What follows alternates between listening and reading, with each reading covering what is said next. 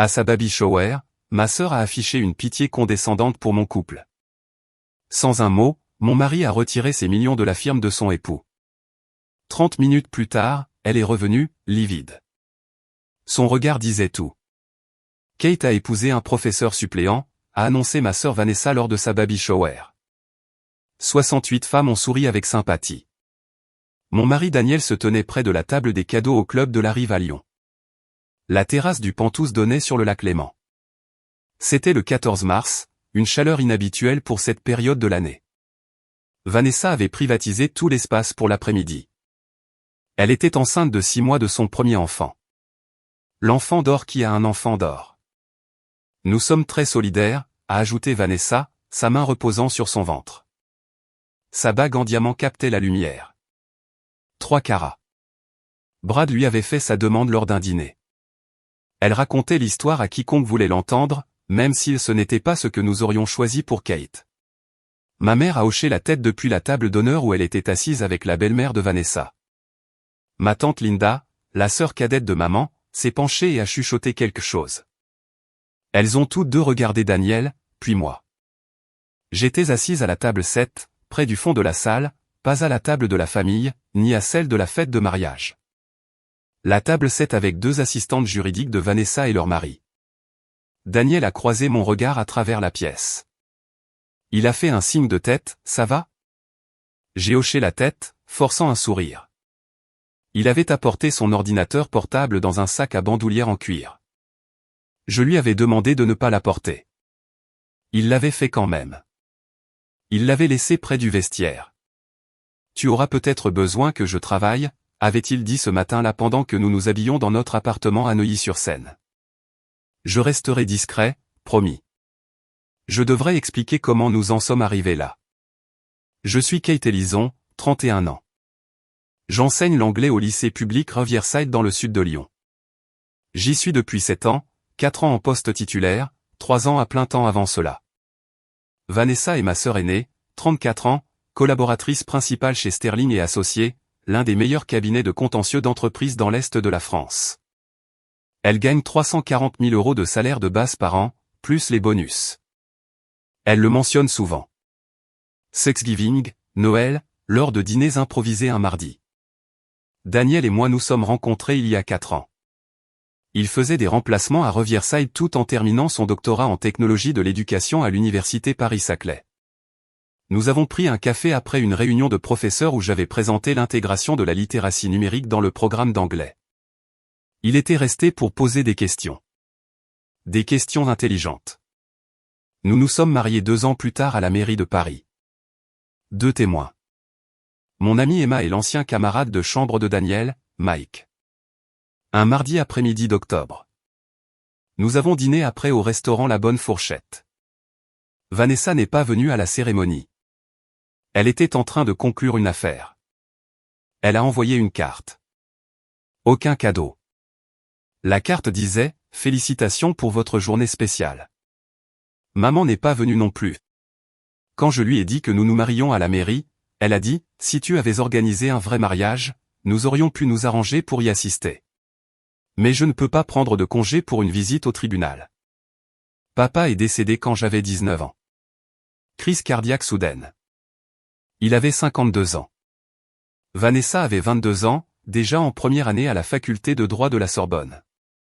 Maman a travaillé comme responsable de bureau dans une entreprise de fourniture médicale dans le nord-ouest de Paris jusqu'à sa retraite l'année dernière à 63 ans. La hiérarchie familiale a été établie tôt et n'a jamais été remise en question. Vanessa était celle qui réussissait, celle qui nous rendait fiers, celle qui avait ses diplômes encadrés et son Audi dans son bureau. J'étais le plan B, le choix sûr, celle qui semblait satisfaite des choses simples. Quand Vanessa a été acceptée à la Sorbonne avec une bourse partielle, maman a organisé une fête pour 40 personnes au Golf Club de Saint-Cloud. Champagne, discours, un gâteau avec future avocate Vanessa Ellison écrit en glaçage bleu. Quand j'ai obtenu mon diplôme d'enseignante de l'université Paris-Dauphine, maman a dit « C'est bien, ma chérie. Vas-tu trouver un emploi ?» Quand Vanessa est devenue collaboratrice principale chez Sterling après 8 ans de travail acharné, il y a eu des toasts au champagne au restaurant Le Dôme. Une annonce encadrée est apparue sur la cheminée de maman le lendemain. Photo professionnelle de Vanessa devant le logo Sterling. Quand j'ai obtenu un poste à temps plein à Riverside Charter, maman a dit, tu enseignes toujours. Je pensais que tu serais passé à l'administration maintenant. La pause entre toujours et enseigne disait tout. Daniel est devenu le professeur suppléant dans le jargon familial presque immédiatement. Même après avoir obtenu son doctorat, même après avoir complètement cessé de faire des remplacements, même après que je les ai corrigés 2 fois, puis 3, puis 4, puis que j'ai arrêté de les corriger du tout parce que quel était l'intérêt? Thanksgiving il y a 2 ans chez maman, dans son appartement de Neuilly-sur-Seine. Oncle Greg, le frère de papa, a demandé à Daniel pendant le dîner, alors, tu fais toujours des remplacements? Ça doit être sympa d'avoir les étés libres. Daniel a posé sa fourchette. Non, en fait, Vanessa l'a interrompu d'en face. Il donne des cours particuliers maintenant, préparation au bac, ce genre de choses. Il aide les lycéens à entrer à l'université. Elle l'a dit avec cette voix enjouée et encourageante qu'elle utilise quand elle est condescendante. Daniel m'a regardé. J'ai légèrement secoué la tête.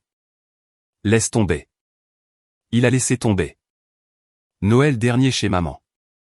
Même appartement. La meilleure amie de maman, Karine, de l'église, est venue pour le dessert. Elle a demandé ce que faisait Daniel pour le travail pendant que nous prenions un café dans le salon. Il travaille dans l'éducation, j'ai dit prudemment, en essayant de lui laisser la place d'expliquer. Oh, comme directeur, a demandé Karine. Mon neveu vient de devenir directeur adjoint à Versailles. Bons avantages. Non, a dit Vanessa de l'autre côté de la pièce où elle montrait la bague de fiançailles de la mère de Brad pour la 3e fois. Plutôt des choses liées au programme, du travail administratif en coulisses. Oh, a dit Karine. Elle m'a tapoté la main. C'est bien. Un travail stable. Daniel était assis juste là sur le canapé à côté de moi. Personne ne lui a demandé directement. Personne ne l'a regardé pour confirmation. Ils ont simplement accepté l'explication de Vanessa et sont passés à autre chose. La vérité était la suivante. Daniel est cofondateur d'une société de technologie éducative appelée Ashford Learning System en 2019. Cela a commencé comme son projet de thèse à Paris-Saclay. Un logiciel d'apprentissage adaptatif conçu spécifiquement pour les écoles mal desservies. Un programme basé sur l'IA qui s'adapte aux besoins individuels des étudiants en temps réel. Il a fait venir un partenaire commercial. Son directeur de thèse l'a mis en contact avec le Dr Priya Kapoor. Elle avait été vice-présidente du développement de produits chez Pearson Education pendant 6 ans avant de partir pour faire quelque chose de plus important. Elle s'occupait des opérations et du développement commercial. Daniel s'occupait du développement de produits et des partenariats institutionnels. Ils se sont constitués en société en août 2019, ont obtenu un tour de table d'amorçage de 600 000 € de la part de Paris Venture en mars 2020, juste avant que la pandémie ne frappe. Ils l'ont utilisé pour construire la plateforme et embaucher leurs 3 premiers ingénieurs. La série A est arrivée en septembre 2022. 3,2 millions d'euros menés par Lightbank, utilisés pour développer l'équipe et commencer des programmes pilotes dans 15 écoles publiques parisiennes. La série B a eu lieu il y a 6 mois. Septembre 2025. 12 millions d'euros menés par North Point Venture de Boston. Expansion majeure, embauche massive, programmes pilotes nationaux à Marseille, Bordeaux et Lille. La société était valorisée à 47 millions d'euros lors de leur dernier tour de table en janvier 2026. Daniel possédait 40%. Priya possédait 35%. Les investisseurs possédaient 25%. Son salaire annuel était de 210 000 €. Sa participation représentait environ 18,8 millions d'euros sur le papier. Pas liquide, pas de l'argent comptant, mais une valeur réelle qui deviendrait liquide lorsqu'il serait racheté ou coté en bourse, ce que Priya prévoyait d'ici 3 à 5 ans. Je n'ai jamais rien dit de tout cela à ma famille. Mais comme ils n'ont jamais demandé. Pendant 4 ans, personne dans ma famille n'a demandé à Daniel ce que faisait son entreprise, quel était son titre, ce qu'il construisait. Ils ont fait des suppositions. Ils ont comblé les lacunes avec leur propre histoire. Et j'ai arrêté d'essayer de corriger les faits parce que cela devenait épuisant. Il y a 3 mois, en décembre, j'ai appris quelque chose que j'ignorais. Le cabinet Sterling et Associés était en grave difficulté financière. Pas des problèmes publics, pas au point de devoir fermer, mais de sérieux problèmes de trésorerie qui pouvaient devenir existentiels s'ils n'étaient pas résolus rapidement. Daniel m'en a parlé un soir après le travail. Nous préparions le dîner dans notre appartement. Pâtes aux saucisses et aux brocolis. Il hachait de l'ail. Ethan m'a appelé aujourd'hui, m'a-t-il dit. Ethan Cross, directeur général chez North Point Venture, le fonds qui a mené la série B d'Ashford. Lui et Daniel étaient devenus de vrais amis pendant le processus de financement. Ethan avait 2 jeunes enfants, des jumelles de 6 ans. Il aimait ce qu'Ashford Learning construisait. Oui, j'ai répondu en faisant bouillir l'eau. Sterling et associé a besoin d'un financement relais. J'ai arrêté ce que je faisais. Le cabinet de Vanessa? Oui. Ethan m'a dit que Gerald Whitmore l'avait appelé personnellement. Il recherche 5 à 6 millions d'euros pour couvrir les frais d'exploitation. 2 de leurs plus gros clients ont retardé les paiements. Un troisième a déclaré la faillite sous le chapitre 11 au milieu d'un contentieux majeur et apparemment Whitmore a trop investi dans une certaine expansion de bureaux au centre-ville l'année dernière. C'est grave? Assez grave pour qu'il contacte des fonds de capital risque pour des prêts relais. Ce n'est pas bon signe. Cela signifie que les prêteurs traditionnels les ont soit rejetés, soit que les conditions étaient prédatrices. Je me suis assise à notre petite table de cuisine. Qu'a dit Ethan? Il a demandé si je voulais le faire. Faire quoi? Fournir le financement relais par l'intermédiaire de North Point, mais en utilisant mon capital. Je l'ai fixé. Oui. J'ai environ 6 millions d'euros d'actifs liquides provenant de la série B. Je pourrais structurer cela comme un prêt à court terme via North Point. Durée de 6 mois, taux d'intérêt de 8%. Les fondamentaux du cabinet sont solides. Ils iront bien une fois que les paiements différés arriveront. C'est en fait une bonne affaire du point de vue de l'investissement, mais c'est le cabinet de Vanessa. Je sais. Le cabinet où travaille ma sœur. La sœur qui t'appelle professeur suppléant. Il m'a regardé, a posé le couteau. Oui. Que as-tu dit à Ethan? J'ai dit que j'y réfléchirais. Nous sommes restés silencieux 1 minute. L'eau a commencé à bouillir. Je n'ai pas bougé pour ajouter les pâtes. Veux-tu que je le fasse? A demandé Daniel. J'y ai réfléchi. Vraiment réfléchi. Je ne sais pas, ai-je dit finalement. Une partie de moi veut dire non juste pour être mesquine. Mais ce n'est pas juste pour toutes les autres personnes qui y travaillent, les assistants juridiques, les collaborateurs, le personnel. Ils n'ont rien fait de mal. C'est ce que je pensais. Qu'a recommandé Ethan? Il a dit que l'affaire avait du sens, mais il a dit que la famille est compliquée. Il m'a laissé décider. Daniel a réfléchi pendant 2 jours. Le 3e jour, il a rappelé Ethan. Fais-le, a dit Daniel. Mais structure-le de manière à ce que je puisse me retirer si nécessaire. Garantie personnelle. Discrétion totale. Tu es sûr? A demandé Ethan. Oui, c'est la bonne chose à faire pour le cabinet, pas pour Vanessa, pour tout le monde. Ils ont structuré cela comme un prêt relais à court terme. 4,9 millions d'euros. Durée de 6 mois à compter du 10 janvier 2026. Intérêt annuel de 8%. North Point Venture était le prêteur officiel à des fins juridiques et administratives, mais Daniel était la source réelle du capital. Son nom n'apparaissait sur aucun document public, seulement sur des accords internes entre lui et North Point. Le prêt a été clôturé le 10 janvier. Sterling et associé a été sauvé d'une insolvabilité potentielle.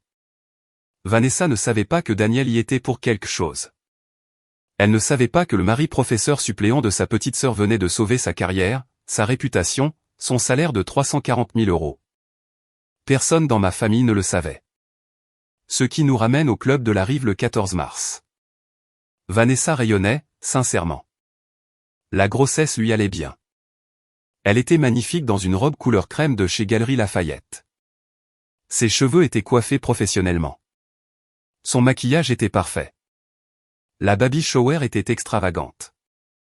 Les compositions florales de fleurs et créations coûtaient 2400 €. Je le sais parce que j'ai vu la facture quand je suis arrivé tôt pour aider à l'installation et que la belle-mère de Vanessa l'a laissée sur la table des cadeaux. Le traiteur de Le Goût Bar, une table de dessert qui semblait sortie d'un magazine. Cadeau personnalisé pour chaque invité. 68 femmes étaient présentes. Les amis de Vanessa de la Sorbonne. Ses collègues de Sterling. Le groupe de prière de Maman de Saint-Athanase. Notre famille élargie. Tante, cousine et amie de la famille. J'étais invité parce que j'étais sa sœur. Cela aurait été mal de ne pas m'inviter. Daniel était invité parce que l'étiquette l'exigeait. On ne peut pas inviter un conjoint sans l'autre. Nous étions assis à la table 7 avec deux des assistantes juridiques de Vanessa, Jenna et Melissa, et leur mari. Des gens gentils. Nous ne les avions jamais rencontrés auparavant. Le programme a commencé à 14h30. Il y avait des jeux. Accrocher la tétine au bébé. Bingo bébé. Deviner la purée de bébé. Il y a eu des discours de la colocataire de Vanessa à la faculté de droit et de sa présidente de sororité universitaire. Il y avait un montage vidéo de la vie de Vanessa sur la chanson All of Me de John Legend. Photos de bébé, photos d'enfance, remise des diplômes de lycée, de l'université, de la faculté de droit, ses fiançailles, son mariage, une chronologie photo de succès. Je suis apparu dans exactement 3 photos, toutes d'enfance, aucune des 15 dernières années. À 15h15, Vanessa s'est levée pour son discours de remerciement. Elle a remercié son mari, Brad. Dr Bradford Chin, cardiologue à l'hôpital universitaire de Genève. Ils s'étaient rencontrés lors d'un gala de charité pour l'Association cardiaque française il y a 3 ans. Brad était au conseil d'administration. Vanessa était là pour représenter le travail pro bono de Sterling. Elle a remercié sa belle-mère d'avoir pris l'avion depuis San Francisco. Elle a remercié maman pour tout son soutien. Elle a remercié ses amis de la faculté de droit d'avoir fait le déplacement. Elle a remercié Sterling et associés pour leur flexibilité concernant son emploi du temps et la planification de son congé maternité.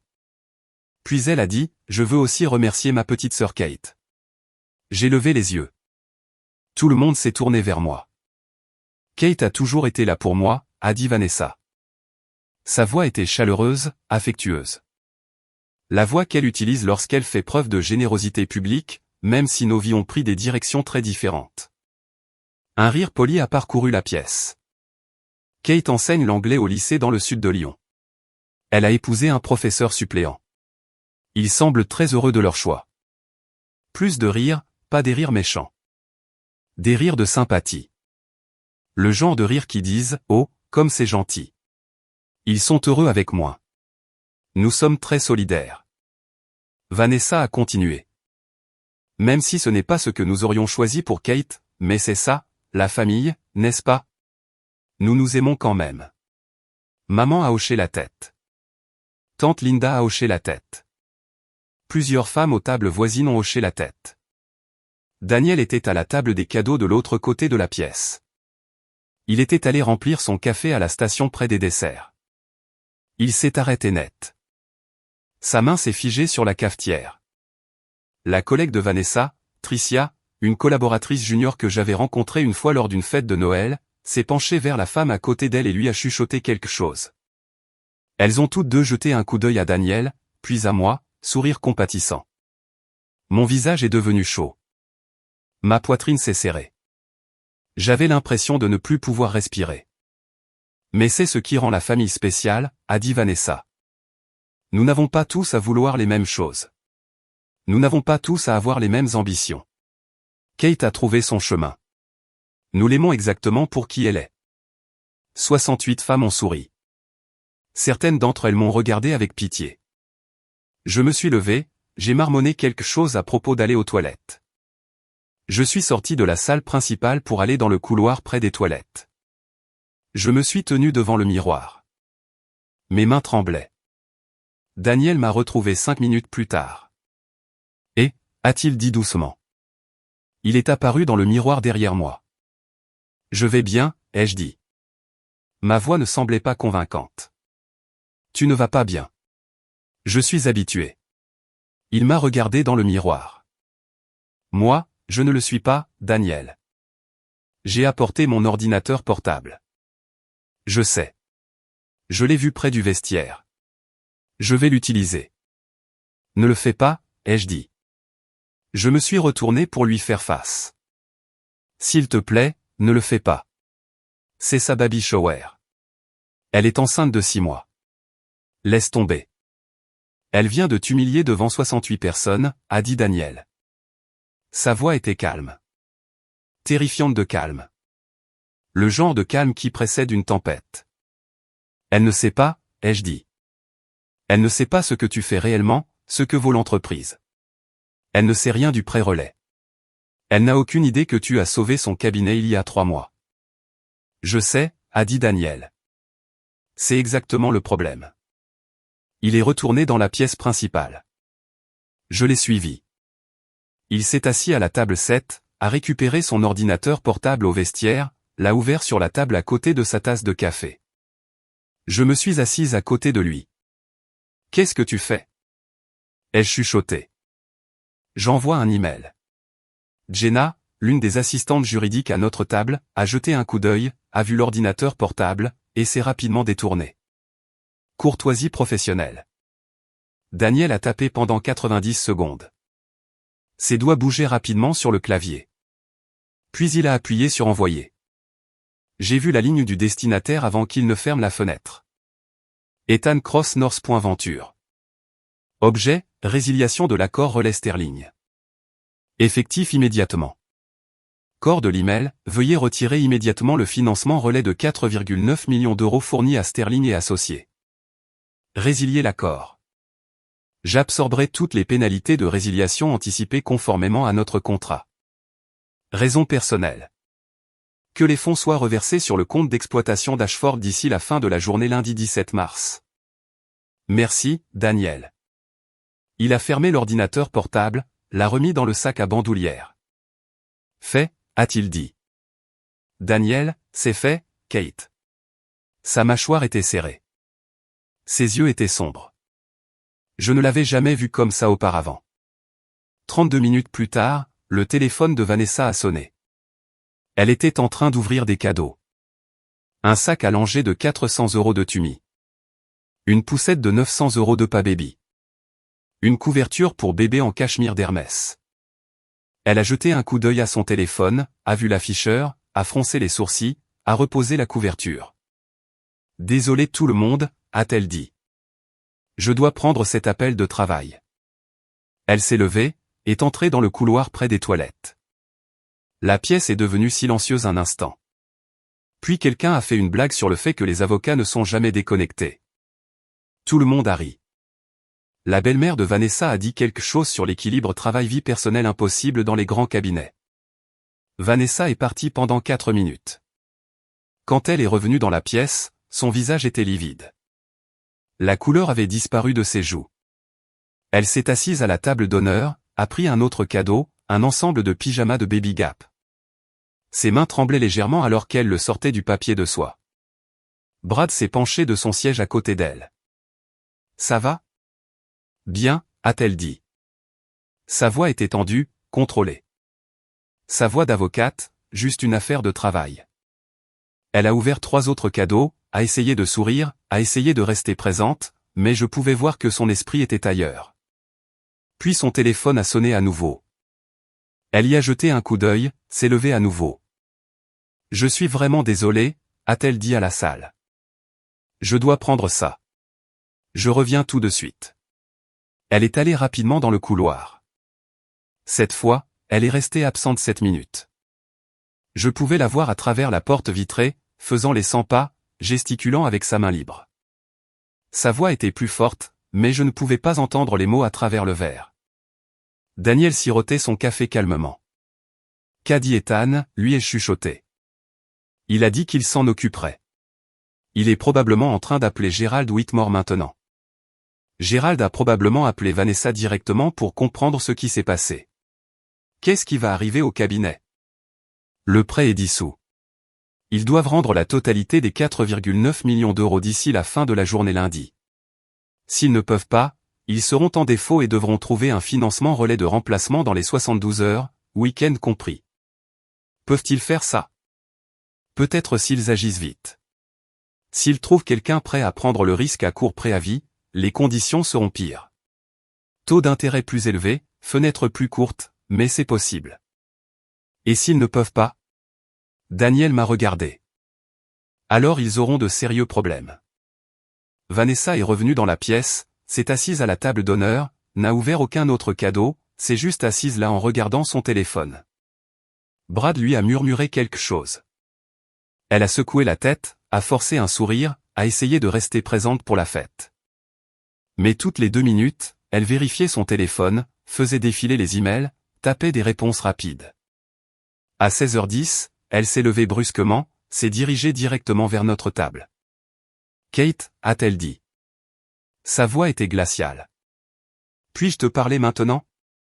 Bien sûr. Nous sommes entrés dans le couloir ensemble. Les portes de la terrasse étaient ouvertes. On entendait les sons du lac. Voilier, mouette. Vanessa s'est retournée pour me faire face. Sa mâchoire était serrée. « Tu savais » a-t-elle demandé. « Non. » « Quoi ? À propos de Daniel ? À propos de son entreprise. » « Quoi à propos de son entreprise ? » Elle m'a fixé. Ses yeux étaient durs. Son entreprise, Ashford Learning, le capital risque, le financement relais. Je n'ai rien dit. Gérald vient de m'appeler, a dit Vanessa. Sa voix tremblait légèrement. Notre prêt relais est dissous. Le prêteur se retire. Effectif immédiatement. Nous avons jusqu'à lundi pour rembourser 4,9 millions d'euros ou nous serons en défaut. Si nous ne pouvons pas, nous avons 72 heures pour trouver un financement de remplacement où le cabinet fait face à l'insolvabilité. Je suis désolé, ai-je dit calmement. Gérald a dit que le prêteur était North.Venture. Il a dit qu'il avait fait des recherches, appelé son contact là-bas. L'investisseur principal derrière le prêt était quelqu'un nommé Daniel Ashford. Elle le a dit son nom lentement, soigneusement, comme si elle testait s'il était réel. Daniel Ashford, a-t-elle répété. Ton mari, le professeur suppléant. Je l'ai regardé, n'ai rien dit. Est-ce vrai, a-t-elle demandé. Est-ce que Daniel est ton mari? Oui. Elle a fait un pas en arrière. Depuis combien de temps? Depuis combien de temps est-il propriétaire d'une entreprise? Depuis des années. Depuis des années, a-t-elle répété. Les mots sont sortis plats. Et tu n'as jamais rien dit. Tu ne nous as jamais rien dit. Tu ne nous as jamais corrigé. Tu n'as jamais demandé, ai-je dit. Son visage a changé. Quoi? Tu n'as jamais demandé ce que faisait Daniel pour le travail, ai-je dit. Ma voix était calme, ferme. Il a dit qu'il donnait des cours particuliers, préparation au bac, travail administratif, des choses de programme en coulisses. Tu l'as dit à Thanksgiving, à Noël, aujourd'hui devant 68 personnes. Tu ne lui as jamais demandé directement ce qu'il faisait réellement parce que j'ai supposé que tu supposais, ai-je dit. Tu as supposé qu'il était petit. Tu as supposé que j'avais épousé quelqu'un de moins bien loti. Tu as supposé que je m'étais contenté de moins. Tu l'as dit devant 68 personnes aujourd'hui, même si ce n'est pas ce que nous aurions choisi pour Kate. Elle a ouvert la bouche, l'a fermée, l'a rouverte. Daniel a cofondé Ashford Learning System en 2019, ai-je dit. C'est une entreprise de technologie éducative, un logiciel d'apprentissage adaptatif pour les écoles mal desservies. Ils ont levé 15,8 millions d'euros de financement de capital risque sur 3 tours. La société est actuellement valorisée à 47 millions d'euros. Daniel possède 40%. Vanessa m'a fixé. Son visage était devenu complètement blanc. Il gagne 210 000 euros de salaire annuel, ai-je continué. Sa participation représente environ 18,8 millions d'euros sur le papier, et il était le prêteur relais de ton cabinet via North. Il l'a structuré pour que son nom n'apparaisse pas sur les documents publics. Il l'a fait par gentillesse. Pour sauver Sterling. Pour sauver ta carrière. Une gentillesse, a répété Vanessa. Sa voix était creuse. Oui. Alors pourquoi retire-t-il les fonds? Je l'ai regardé. Parce que tu m'as humilié devant 68 personnes. Tu l'as appelé professeur suppléant. Tu as dit que tu étais solidaire même si je l'avais épousé. Comme si j'avais fait une erreur tragique. Comme si je m'étais contenté de moi. Son visage est devenu rouge. Kate, je ne voulais pas. Il a envoyé l'email il y a 32 minutes, ai-je dit. Juste après ton discours. Effectif immédiatement. Elle a regardé à travers la porte vitrée vers la salle principale. Daniel était toujours assis à la table 7, parlant calmement à Jenna de quelque chose, expliquant probablement l'espace de la technologie éducative. Il ne peut pas faire ça, a dit Vanessa. Il ne peut pas simplement retirer des fonds d'un accord actif. Notre cabinet va s'effondrer. Alors vous trouverez d'autres financements. En 72 heures pendant un week-end, Kate, c'est impossible. Tu es collaboratrice principale dans l'un des meilleurs cabinets de contentieux de l'Est de la France, ai-je dit. Elle m'a fixé. Tu es sérieuse. Tu es vraiment sérieuse là. C'est ma carrière, ma réputation. Cela pourrait détruire tout ce que j'ai construit. Et je suis ta sœur, ai-je dit. Ma voix était calme mais ferme. Pas ton plan B, pas ton œuvre de charité. Pas celle qui déçoit et que tu aimes quand même. Pas celle qui est simple et heureuse avec de petites choses. Elle n'a rien dit. Le respect et l'exigence minimale, ai-je dit. Ce n'est pas facultatif. Ce n'est pas conditionnel. Ce n'est pas négociable. Je suis retourné dans la salle principale, me suis assise à côté de Daniel. Nous partons, ai-je dit doucement. Et, a-t-il dit. Il s'est levé immédiatement. Pas de question. Nous sommes allés au vestiaire, avons récupéré le sac à bandoulière, nos manteaux. Alors que nous nous dirigions vers l'ascenseur, j'ai entendu la voix de Vanessa derrière nous. Kate, attends, s'il te plaît. Je ne me suis pas retourné. Les portes de l'ascenseur se sont refermées. Lundi matin, 17 mars.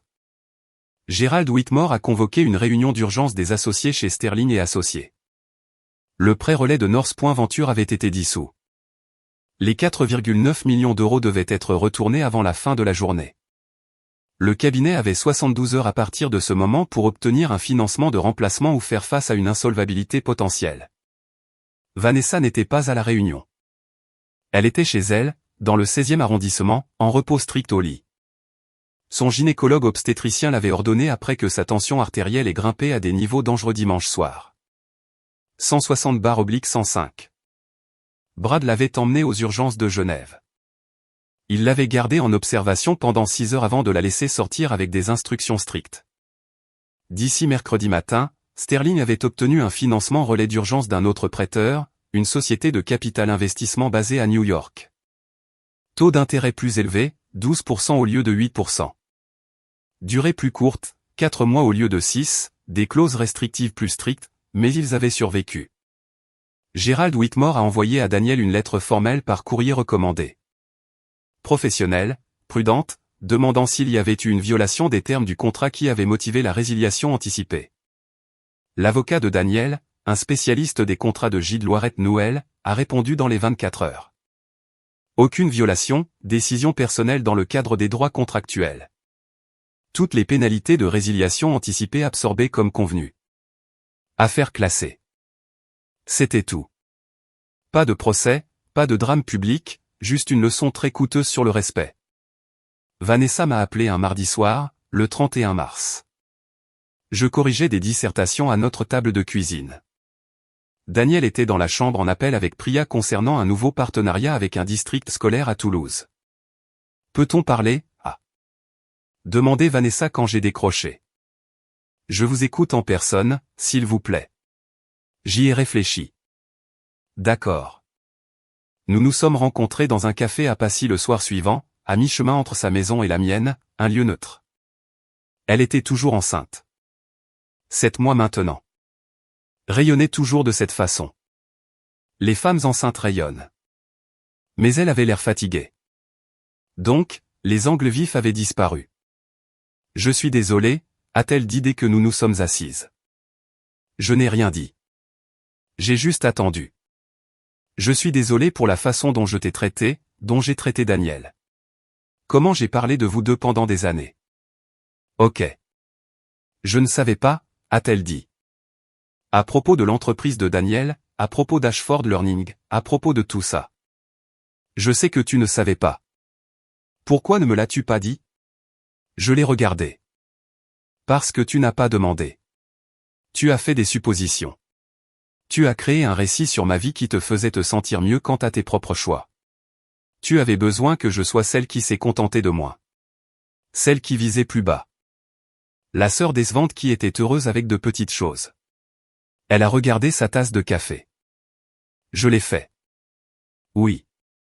Je ne sais pas pourquoi j'ai fait ça, a-t-elle dit. Sa voix était douce. Je pense. Je pense que j'avais besoin que tu sois moins performante, moins heureuse. Cela rendait mes propres réalisations plus significatives. Je n'ai rien dit. C'est vraiment méchant, a-t-elle dit. Je sais que c'est vraiment méchant. C'est le cas. Peux-tu me pardonner? J'y ai réfléchi. Vraiment réfléchi. Peut-être, ai-je dit finalement, mais les choses sont différentes maintenant. Différentes comment? Tu n'as plus le droit de me rabaisser, ai-je dit. Tu n'as plus le droit de présenter Daniel comme le professeur suppléant. Tu n'as plus le droit de faire des blagues sur mes choix de vie devant 68 personnes lors de Baby Shower. Tu n'as plus le droit de faire comme si je m'étais contenté de moi. Je ne le ferai pas, a-t-elle dit. Je le promets. Si tu le fais, nous avons rompu. Pas conditionnellement, pas temporairement, définitivement. Elle a hoché la tête. Je comprends. Et tu dois des excuses à Daniel. De vraies excuses, pas un « je suis désolé si tu t'es senti offensé ». De vraies excuses pour des années à rejeter son travail et son identité. Je le ferai, a-t-elle dit. Je l'appellerai. Ne l'appelle pas. Trouve-le pour un café en face à face. Demande-lui son travail. Écoute réellement ses réponses. Elle a de nouveau hoché la tête. D'accord. Nous sommes restés silencieux une minute. Le café était bondé. Étudiants de Paris-Saclay révisant pour les examens. Jeunes professionnels sur leurs ordinateurs portables. Comment va le bébé, ai-je finalement demandé. Bien, a dit Vanessa, donnant des coups de pied constamment. Brad dit qu'elle va être une joueuse de soccer ou une kickboxeuse. Ah oui, nous l'avons découvert il y a 2 semaines. Nous l'appelons Charlotte. Merci. Un autre silence. Tu me manques, a dit Vanessa. Sa voix s'est légèrement brisée. Toi aussi tu me manques. Peut-on essayer à nouveau? Peut-on recommencer? Je l'ai regardée. Vraiment regardée. C'était ma sœur. Cela n'avait pas changé. Mais tout le reste avait changé.